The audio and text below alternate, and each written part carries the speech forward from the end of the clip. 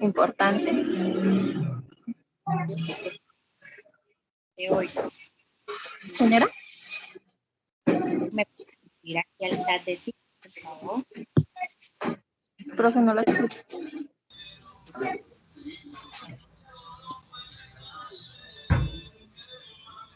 Es bueno, como un repasito de lo que vimos esta mañana. ¿Sí? Esta mañana hablamos pues, del tema de las organizaciones sin ánimo de lucro, con ánimo de lucro. ¿Sí? Pero entre 3 minutos tarde ya habían hecho un quiz. Vimos que la organización, la importancia de las organizaciones. ¿Sí? Vimos las características de la organización, que tienen un propósito, una estructura, un grupo de personas, un entorno. Vimos que la organización tiene unos ambientes internos y unos externos. Esa fue una de las preguntitas ahí rápidas del jueguito. Los ambientes externos eran los siguientes: los éticos, culturales, políticos, sociales, ecológicos, tecnológicos. Y pues que depende también de la parte interna, de la cultura de la empresa y el desarrollo del proceso administrativo. Vimos el tema de la cultura, ¿sí? Recordemos que vimos que la estructura es como tal el organigrama en sí, que es muy difícil entrar a una empresa, ingresar a una entidad y de una, pues, evidenciar la cultura. No es así de fácil, porque a menos que tuviésemos el organigrama ahí en la entrada de la empresa, pues, bueno, porque el organigrama hace parte de la estructura. En el organigrama se refleja la estructura de la organización. Entonces vimos esta mañana todas las características, ¿sí? y la importancia. Ahora vamos a continuar hablando del tema de la estructura, pero ya la estructura como un proceso de diferenciación e integración. A ver, ¿qué es eso de la diferenciación e integración? Profesora, qué pena, ¿podrías echarle para Estructura atrás de la diapositiva? Un momentico. integración. La diferenciación implica, pues, fraccionar o dividir el trabajo a realizar dentro de una empresa. ¿Sí? Se divide en ciertas funciones, en ciertas tareas. ¿Sí? Eso es la diferenciación. Entonces, aquí tenemos un ejemplo dentro de la estructura, dentro del organigrama. La diferenciación es cómo se divide el trabajo, ¿sí? Según las funciones que se realizan en cada departamento. Y la integración hace referencia a la coordinación de esas tareas. ¿De qué se trata la coordinación? Pues de estar atento, estar vigilando, estar coordinando, estar controlando a las personas que realizan esas tareas para que las estén realizando de la mejor manera. Si no hay alguien que se dedique a supervisar esos procesos, a mirar que la persona esté ahí encima trabajando, realmente cumpliendo con las funciones, y no por ahí mirando el celular o en páginas que no deben ser, pues no se llevan a cabo los procesos de la mejor manera, ¿sí? Se perdería tiempo.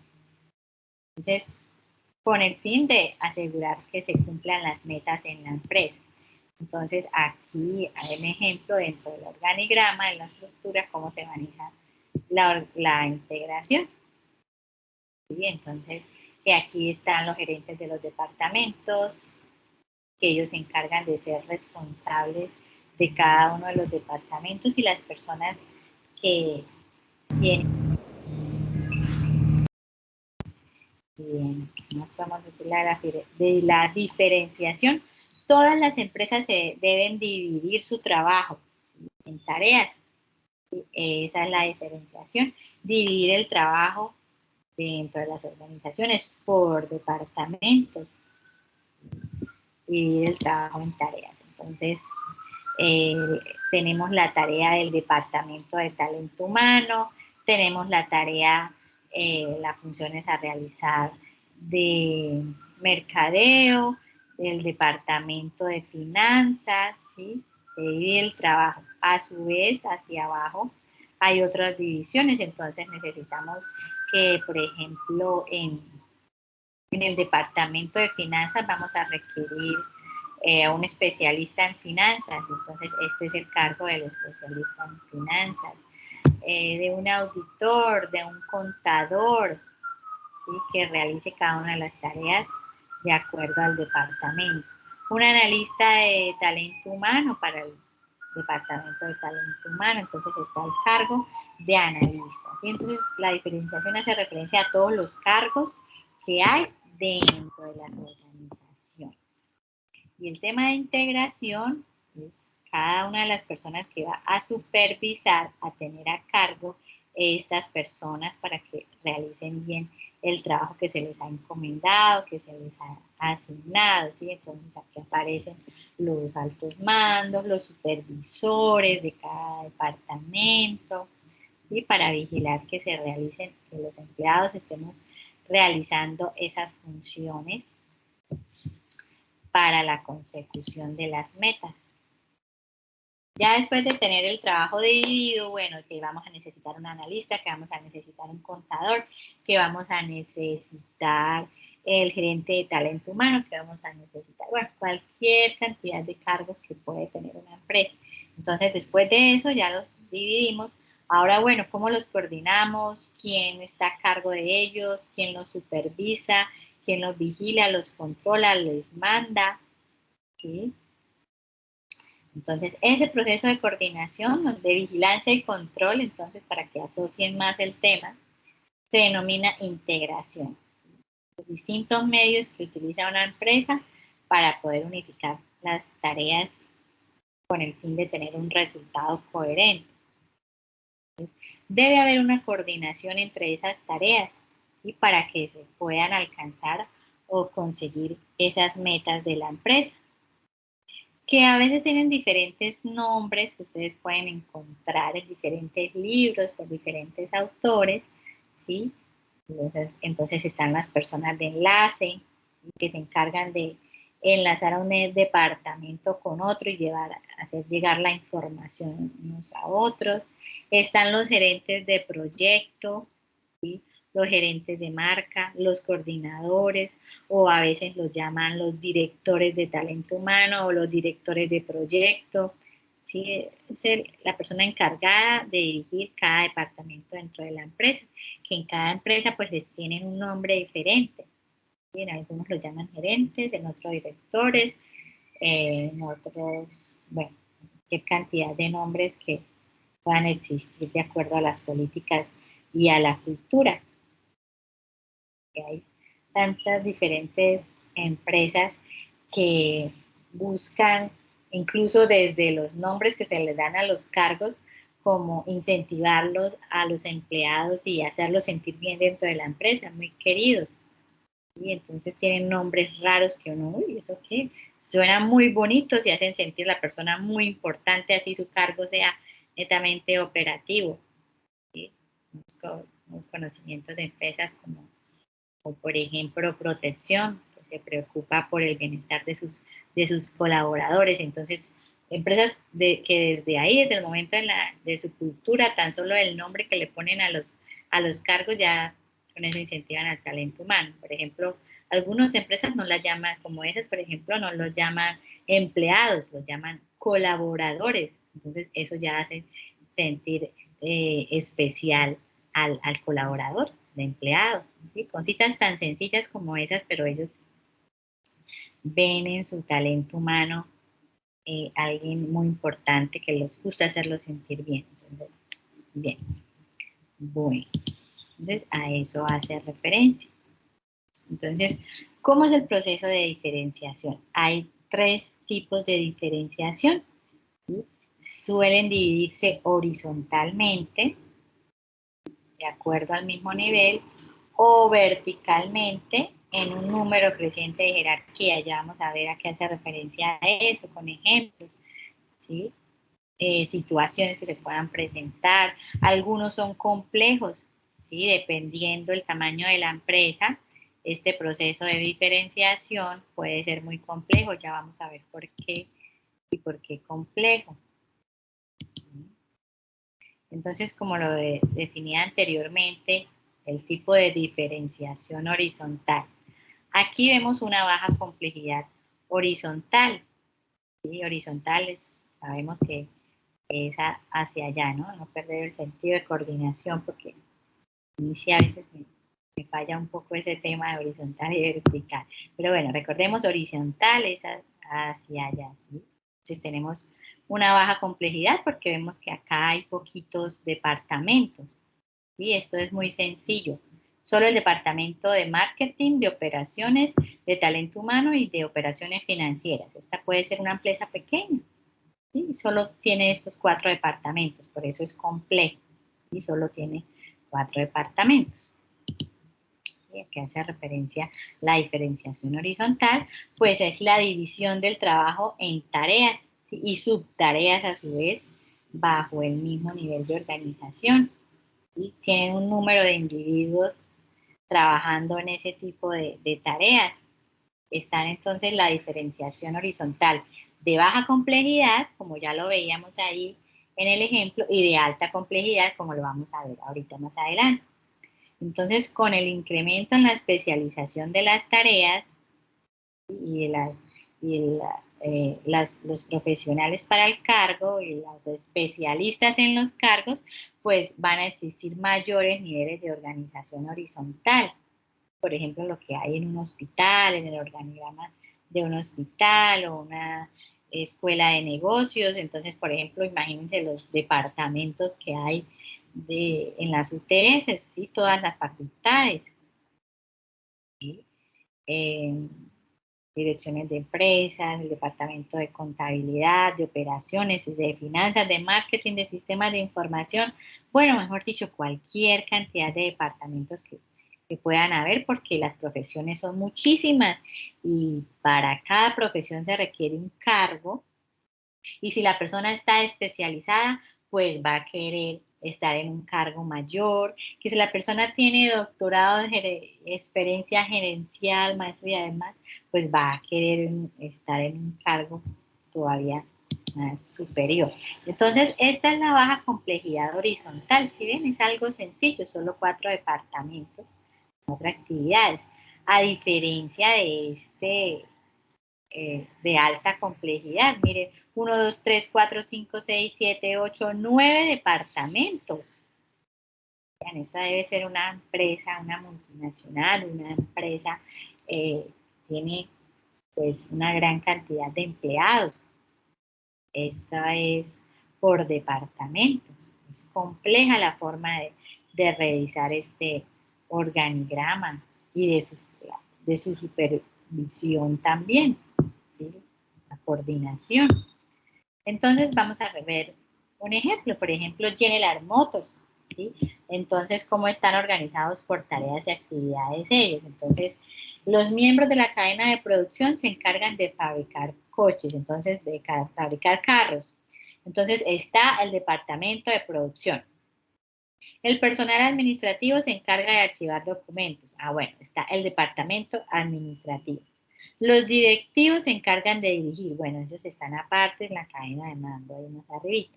O pueden estar también como directores de departamentos.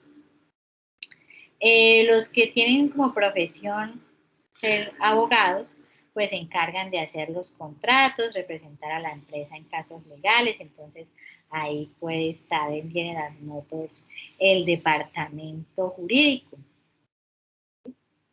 La alta dirección se encarga de establecer la gestión estratégica de las empresas. Entonces, la alta dirección está por acá, la alta gerencia o la gerencia general, que se encarga de los planes a futuro, de los planes a largo plazo dentro de la organización. Bien. Ahora la parte de la diferenciación vertical, ¿sí? Hacia abajito, lo que es hacia abajo, que se despliega de los departamentos, despliega del organigrama. Resulta que aquí también tenemos complejidades, complicaciones, ¿sí? Porque hay alta complejidad y hay baja complejidad, que hace referencia a la diferenciación vertical. Vamos a ver. Es también la división del trabajo pero de acuerdo a un nivel de autoridad, jerarquía, cadena de mando, proceso escalar. Y aquí entonces el trabajo bajo la diferenciación vertical se divide de acuerdo a la autoridad que tiene cada unidad o cada persona sobre otra unidad, es decir, sobre la autoridad que tiene un departamento sobre otros cargos a su mando, ¿sí? Que están por debajo de su cargo. Entonces pueden haber más niveles por debajo de esa cadena. Y está la baja y alta complejidad vertical. Entonces, también puede ser mal visto o un poco difícil cuando hay mando para cuando hay una excesiva diferenciación vertical, ¿sí? Porque puede traer grandes problemas, como cuáles, pues que la comunicación a través de los distintos niveles jerárquicos aquí en la cadena, en el organigrama, puede fluir de forma lenta. Entonces, imagínense que el presidente envía un comunicado, ¿sí? Una información para realizar alguna actividad o algún plan, y pues tiene que pasar por todas estas cadenas de mando hasta llegar al sistema operativo, ¿sí? Ahí se puede distorsionar la información que requiere el presidente de la empresa. Entonces, por eso dice que puede fluir de forma lenta la información. ¿Sí? También la toma de decisiones, pues, se va a ver con problemas, puede llegar a atascarse, a dañarse, puede llegar que, imagínense, poner de acuerdo a todos estos departamentos, ¿sí? Para tomar algún tipo de decisión. Y que les toca preguntarle al gerente de recursos humanos y ese a su vez tiene que preguntarle a la subgerencia y a su vez al departamento de recursos humanos y a su vez al supervisor de talento humano para llegar a tomar una decisión de contratación, por ejemplo, supongamos. Y entonces es complicado. Es complicado para mí que tengo 30, cuadrar en qué momento del día les hago el parcial. Ahora imagínense en una empresa para tomar decisiones con una gran cantidad de personas a su cargo. Pues es complicado. Y entre más excesivo sea el tema de diferenciación, pues es más complicado la información que les llegue a todos de la forma en la que se quiere comunicar, en el tiempo preciso y también para tomar decisiones. Imagínense esa gravedad del asunto. También que la alta dirección se distancia de los acontecimientos del día, ¿sí? Del día a día que se desarrollan en los niveles inferiores de la organización.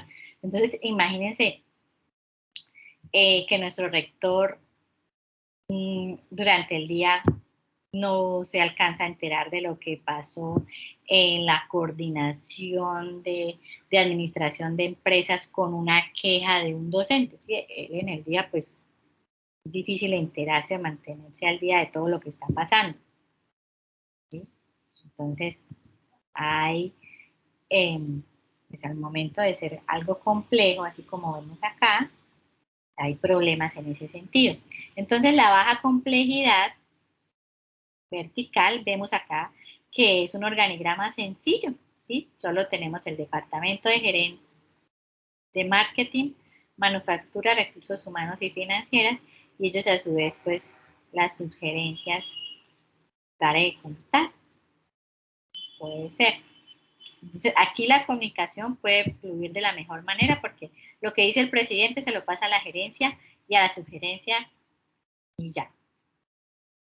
Sencillo. Para tomar decisiones también puede ser más sencillo porque solo tiene que pasar por dos personas que decidan alguna decisión que requieran tomar. Contratación puede ser contratar a uno o dos empleados más. Entonces pasa por la decisión de la gerencia y sugerencia y ya, listo, de contar. Los sucesos del día a día, pues es más fácil que el presidente se entere qué está pasando en la empresa porque la comunicación va a fluir de la mejor manera porque van a estar en contacto directo con sus gerentes. Y la información pues va a llegar más rápida, más oportuna y no va a ser tan distorsionada porque solo va a pasar por dos personas adicionales. A diferencia de lo que sucede acá con el de alta complejidad vertical. Miren que además de encabeza la presidencia, luego viene el gerente general, luego los gerentes de departamento, los subgerentes de departamento, los directivos de cada departamento, los supervisores y acá nivel operativo. Entonces, de aquí a que llegue una comunicación dada por el presidente a los operativos, pues imagínense por todas las personas y departamentos que debe pasar, filtrarse el mensaje, filtrar la información, ¿sí? Entonces es complicado que se presenten ese tipo de situaciones, ¿sí? Cuando es más complejo la parte vertical. Y respecto a eso, por eso sí es lo que me gusta aconsejar, ¿sí? A los usuarios, clientes, como se llame, es el tema de respetar las jerarquías, el nivel de información, ¿sí? Que sucedió algo dentro de la empresa. Bueno, puede ser dentro de la universidad, donde no tienen una queja como estudiante. Entonces, bueno, el primer filtro, respetando la cadena de mando, va a ser, si es de un docente, pues se le informa a la coordinación, al correo de la coordinación. Si la solicitud o queja sigue persistiendo y ya desde la coordinación no se pudo hacer nada, bueno, el siguiente mando es el decano. Si el decano o siguió persistiendo el problema, el decano no pudo hacer algo, bueno, ya está el consejo académico. El consejo académico ya tampoco, pues ahora sí que pasa a la última instancia, pero hay personas que no respetan esas jerarquías y de una vez ya quieren pasar de aquí a la presidencia, saltándose las demás cadenas, O envían un correo y lo envían con copia a la presidencia, mejor dicho. Hay que respetar porque para eso se hicieron pues las cadenas de mando, para que se encarguen esas personas que están por debajo, distribuir el trabajo y de distribuir, porque si no hubiese únicamente presidencia y coordinación docente y ya. No, pues hay que dividir el trabajo porque es de gran cantidad. Y aquí la cabeza está tratando de conseguir calidad, los recursos, gestionando la mejor forma para que todos nos veamos pues beneficiados. Imagínense que les llegue una quejita sencilla, el profesor me miró mal, le llegue allá al rector, es que el profesor me miró mal. Ay, por favor, entonces, ¿qué están haciendo mis coordinadores, mis decanos y el consejo? ¿Por qué no están atendiendo esta queja? ¿Por qué me llega de una vez a mí con tanto trabajo, con tantas cosas que tengo por hacer? ¿Sí? Y así pasa con las demás empresas. Entonces, por eso es que al entrar en las organizaciones, hay por ahí la cajita de buzones y sugerencias, PQRs y demás. Okay. O está la persona encargada de servicio al cliente, de atender ese tipo de situaciones. O que cuando hacemos una llamada a quejarnos por un servicio, entonces la grabación nos dice, quejas, PQRs, reclamos, marque 3. Bueno, marco 3 y me encargo con la persona que... Pobrecita, esa labor sí es de admirar, porque recibir todas las quejas, ganarse madrazos y demás de las personas furiosas con el servicio, pues bueno, pero para eso está la persona encargada. Sí, si le llega una carta al presidente de la compañía, bueno, ya pasó por PQR, allá que le dijeron. No, es que no, yo quería pasar directamente con usted. Ay, no, pues saltó el conducto regulario, para eso tengo unas personas especializadas en el tema. Sí, regrese ya nuevamente, o venga, le traigo a una persona que se encargue de resolverse su problema. ¿Sí? Entonces hay que respetar pues estas cadenas que para eso se crearon, ¿sí? Para distribuir las funciones, ¿sí? Los procesos, las actividades. Profe, pero muchas veces eso es contraproducente porque, bueno, en mi caso, por ejemplo, antes de iniciar el semestre, esto, Ese señora, campo, las personas, los ah, empleados, escuchando. laboradores, trabajan de forma coordinada, ¿sí? Supervisada por otras personas. Recordemos que todas las empresas tenemos pues reglas, procedimientos, jerarquías, ¿sí? Que vemos acá, nuestras cadenas de mando, supervisores, personas a cargo. Veo que acá dentro, pues, por eso me gusta el tema de preguntar a qué se dedican, ¿sí? Para soporte y apoyo con ejemplos y desde su experiencia cómo realizan el tema. Veo que acá hay personas que son supervisores o tienen personal a cargo, entonces eso les puede aplicar y pueden servir de apoyo también a la clase. Ahorita vamos para allá. Entonces, bueno, sí, hay políticas, reglas, procedimientos, porque para eso hay un manual de funciones, manual de derechos y deberes, y esa es la integración, la forma en la que están pues coordinadas las labores dentro de la empresa. Entonces, en las empresas se deben integrar esas actividades, esas tareas por alguien alguien debe ser el responsable de supervisar que esas tareas, estas reglas, esos procedimientos, esos procesos se estén llevando a cabo de la mejor manera. ¿Sí? Unas personas que ocupan los cargos administrativos dentro de la empresa, como por ejemplo los supervisores y los gerentes de departamento. Ellos se encargan también de coordinar esa labor de supervisar, vigilar y controlar al talento humano para que se cumplan los objetivos de acuerdo a las funciones que realizan en el cargo. Entonces, la integración se divide o se consigue a través de 4 categorías. Entonces está una estructura integrada por la formalización, la centralización y los ámbitos de control y la estandarización. La estandarización ya es para los procesos que se realizan dentro de la empresa. Entonces, características de la formalización, que una empresa debe tener o tiene reglas, políticas y procedimientos para hacer el desempeño de sus funciones. Características de la centralización es el lugar en el que se toman las decisiones. Entonces, está centralizadas las decisiones a una sola persona. Una sola persona es la que decide y toma decisiones. Las demás solamente se dedican a cumplir y a llevar a cabo las decisiones tomadas por ese personaje. Los ámbitos de control, pues, las personas a las cuales se les supervisa, a los empleados, qué cantidad de subordinados tenemos como supervisores. Y la estandarización de los procesos, está el input, que son las entradas, el proceso como tal, y el output, que son las salidas.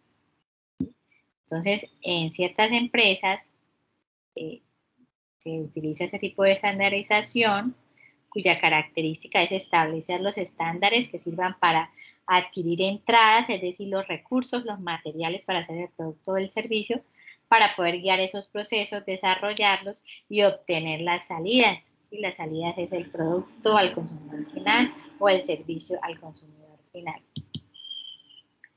Entonces, definición de formalización, entonces las reglas y procedimientos para enfrentar las contingencias. Las contingencias es las situaciones de emergencia que se puedan llegar a presentar en un futuro o en el desarrollo de las actividades. Entonces, para el proceso de formalización, pues las empresas, ¿cómo lo manejan? Para decir, bueno, aquí está la evidencia de todo, pues, de todo lo que usted debe hacer, de todos sus derechos y deberes, pues hacen manuales de instrucciones, descripciones del cargo y descripción de puestos, los famosos manuales de funciones que a ustedes les encanta formular como trabajos de grado en las monografías de análisis, ¿sí? Manual de funciones para la empresa tal.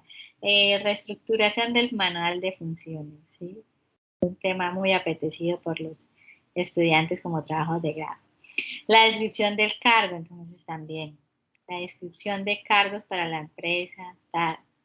Y así cualquier cantidad de documentos cuya finalidad es guiar la conducta del empleado. Entonces el manual de derechos y deberes, por ejemplo, ustedes también lo tienen acá en la UTS, ¿sí?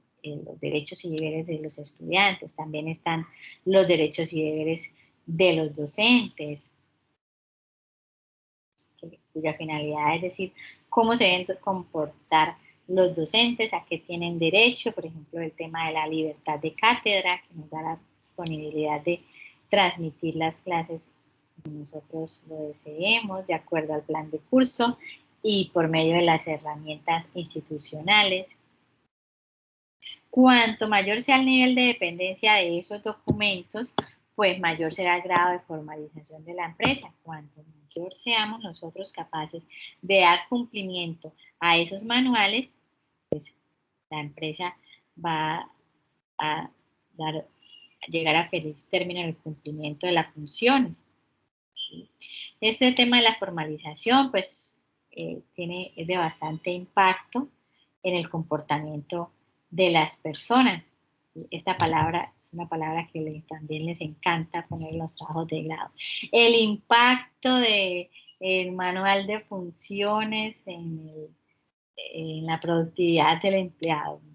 Escucha por ahí esos títulos. Les encanta ver cómo la palabra impacto, cómo impacta en el empleado tal cosa, tal otra. ¿Sí? Bien, se entiende entonces al tema de la formalización como inverso a la libertad, ¿sí? Porque formalización es saber que tenemos reglas por cumplir, ¿sí? Que no somos libres de hacer lo que queramos en nuestra entidad. Podemos llegar un día sí, otro día no, un día a las 6, a las 8 de la mañana, otro a las 11, y nos podemos ir a la hora que queramos, y a menos que tengamos un cargo de CPS, de prestación de servicio. ¿Sí? Pero pues, formalización es saber que tenemos reglas y procedimientos para llevar a cabo las funciones. Centralización.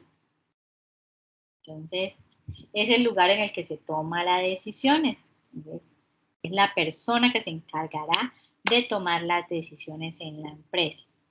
Entonces, es de acuerdo a la jerarquía la que establece quién toma esas decisiones. ¿Sí? Es la distribución del poder y responsabilidades sobre quién, sobre qué persona, sobre qué cargo, sobre qué funcionario van a recaer esas decisiones que se deban tomar y esas responsabilidades. Bueno, usted es el encargado única y exclusivamente de la contratación y por tanto tiene a su cargo y la responsabilidad las personas que contratan. Usted es el encargado de la persona de talento humano, entonces en usted van a recaer todas las decisiones que se vayan a tomar relacionadas con el tema de talento humano, por lo que usted es el director o el gerente de talento humano. ¿Sí? Se centralizan las decisiones. Nadie más puede entrar a tomar decisiones de esos procesos. O ese proceso lo lleva únicamente usted, se encarga de realizarlo. ¿Cuándo hay toma de decisiones? Toma de decisiones está centralizada cuando la autoridad recae en la alta dirección, ¿sí? Cuando todo decisiones y responsabilidad hacen parte del presidente de la empresa. Y es descentralizada cuando las decisiones las pueden tomar también los empleados o niveles inferiores de la empresa. Entonces debe haber un balance entre la centralización y descentralización porque todos los extremos son malos, ¿sí? También si le damos la libertad a todos los empleados de tomar decisiones y hacer lo que ellos les plazca, pues se va a formar un desorden total, ¿sí? Entonces, para ciertas decisiones importantes está la persona, el, el jefe, la cabeza de la organización para tomar ese tipo de decisiones. Igual, si entonces todos, si vamos a los extremos y todos los centralizamos en una sola persona, imagínense que esa persona, no sé, hagamos algo trágico, llegue a fallecer, ¿sí? Ay, pero es que esa era la única persona que se encargaba de tomar decisiones. Esa era la única persona que se encargaba de tener ese tipo de responsabilidad, ¿sí? Entonces todos los extremos son malos. Vamos ya muy a los extremos, pueden llegar a causar problemas dentro de la organización. Igual sucede en los procesos. Si hay un proceso en el cual solo los designamos a una sola persona, entonces, por ejemplo, el proceso de contratar personal solo lo tiene el señor fulanito de tal, nadie más lo hace, nadie más sabe. Eso él es solito en su oficina encargado de contratar personal. Y resulta que al día siguiente ese señor falleció, por ejemplo. Entonces, bueno, él le había transmitido la información a otra persona. No, es que él llevaba 30 años desde que inició la empresa encargado de ese proceso. Y no, él se tomaba vacaciones ni nada. Él sabía esa información, solamente él. Entonces, como le dejaron centralizado ese proceso, pues cayeron en un error porque él no dejó a otra persona capacitada en el tema. Entonces les toca iniciar desde cero, crear nuevas formas de llevar a cabo ese cargo, ¿sí? Porque todo estaba centralizado en una sola persona. Mientras que si por el contrario ese proceso estuviese descentralizado, entonces hubiesen auxiliares de talento humano que ayudaran en el proceso de contratación. En caso de que llegue a ocurrir algo con el jefe inmediato, todos los demás saben cómo realizar y desempeñar esas funciones y alguien más puede llegar a ejercer el liderazgo, ¿sí? Entonces hay que tener en cuenta esa parte.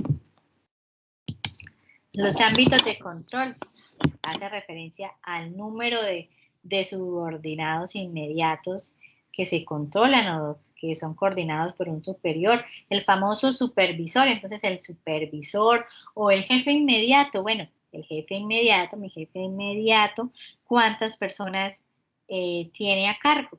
Entonces en este caso, nuestra coordinadora, ella es mi jefe inmediato, mi ámbito de control, y ella es la que me supervisa a mí.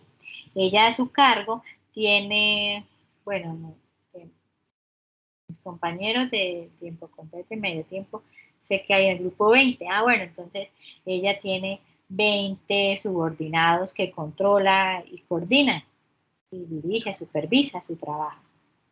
¿Sí? Ya cuál es el número ideal de personas que ella debe, de un supervisor debe tener a cargo, pues depende de cada empresa y de la situación y de los factores en los que pues, se refiera.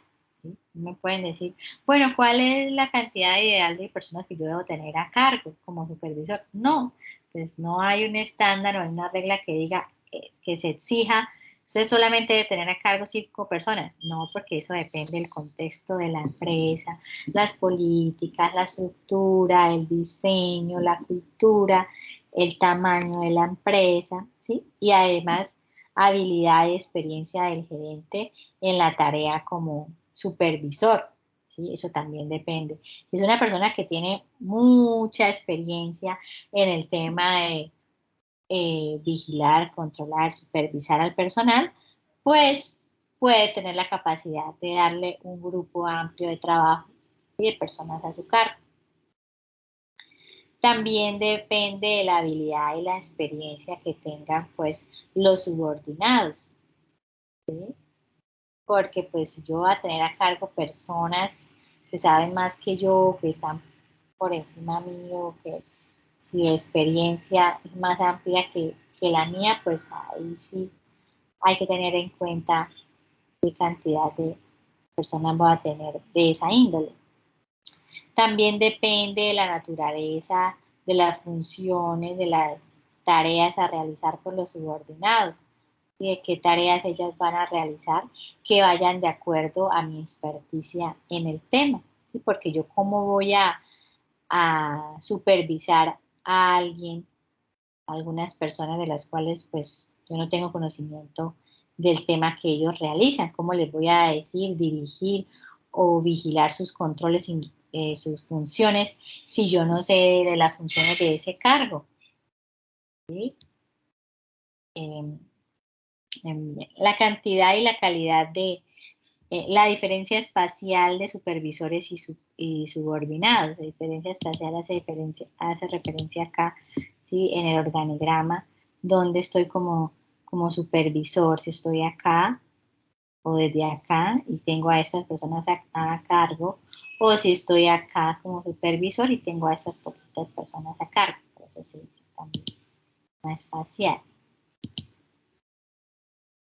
La cantidad también depende de la cantidad y la calidad de interacción que pues el supervisor tiene que mantener con los niveles superiores de la organización, ¿sí? Entonces también volvemos para acá y cómo debe manejar la comunicación del supervisor con los altos mandos. Le toca pasar por esto y por otro y por otro y por otro hasta llegar al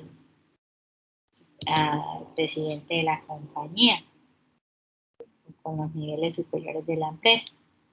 Entonces ahí hay un ejemplo, el supervisor o el jefe de caja de una entidad bancaria va a ser el encargado de supervisar y coordinar el trabajo de los cajeros.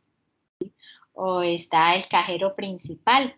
El cajero principal se encarga de supervisar, coordinar el trabajo de los otros cajeros, de las otras personas de caja.